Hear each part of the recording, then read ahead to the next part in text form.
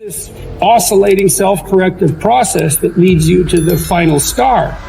And you have to be willing to engage in erroneous experimentation to manage that, but it is a self-correcting process. And so one of the things I always talk to my clients about is, well, let's try something, and we'll reserve to ourselves the right to alter our trajectory. And then I would use as a corrective there, because you might say, well, how do you know when you're not just giving up, right? Instead of thinking maybe you need a different goal. And I would say, well, you can, if you're really concerned about your proclivity for self-deception, you can enter into a contract with yourself that you won't replace any goal you've set with a goal that's easier. And so you can switch your goal, but it has to be a little harder so that you check yourself against that tendency to withdraw and avoid and be self-deceptive. And that works like a charm. And if you do that with some degree of diligence, your goals will get better and more attainable, and you'll get happier too, because you don't experience happiness except in relationship to a goal. And that's really worth knowing. And that's another thing to think about too. If your life is meaningless, well, you're not pursuing a valued goal. I mean, you might be depressed too, and sometimes that can be like an illness, or something that is really wrong with you. But a good rule of thumb is that if you find no joy in life, there's a very low probability that you're pursuing a goal that you regard intrinsically, like in the depths of your temperament, as worthwhile. And that's technically true, because we do in fact experience most of the positive emotion, let's say, that's associated with emotions like joy. We experience that in relationship to a goal. So, well, then you want to find a goal that regulates your negative emotion and that brings you a certain amount of positive emotion and that expands your competence as you pursue it. And you will experience that as meaningful. That's really what meaning signals. Meaning signals you're doing all those things. You say, well, that's not real. It's like, don't listen to the semantic chatterbox so much.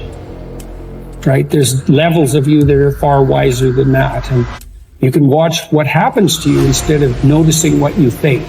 The way that you develop courage and confidence is with knowledge and skill. Most fear and doubt arises out of ignorance and feelings of inadequacy of some kind. The more you learn the things you need to know to achieve your goals, the less fear you will feel on the one hand, and the more courage and confidence you will feel on the other.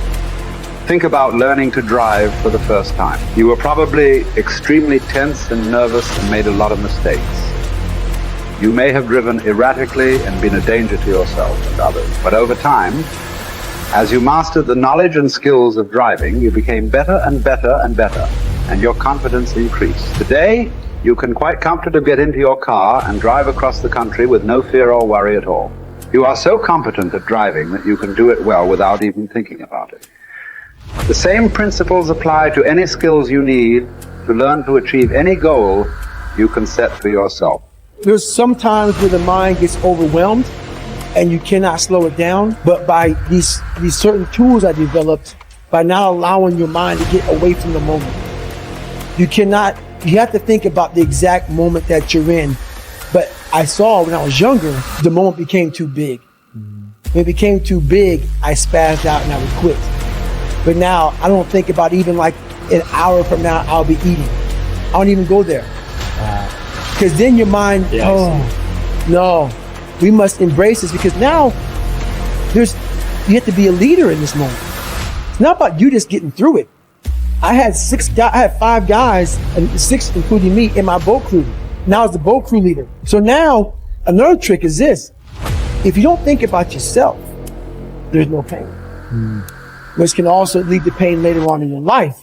But in these moments when you're struggling, if you are a true leader and you're worried about your men or women beside you, your mind doesn't care how cold you are anymore.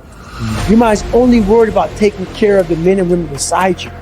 So I started realizing, man, if I take care of these cats to my left and my right in the worst moments, my mind is no longer thinking about, you're miserable, David Goggins, get the hell out of here. You're thinking about, how was John? How was Andy? How was Sam? How was Pete?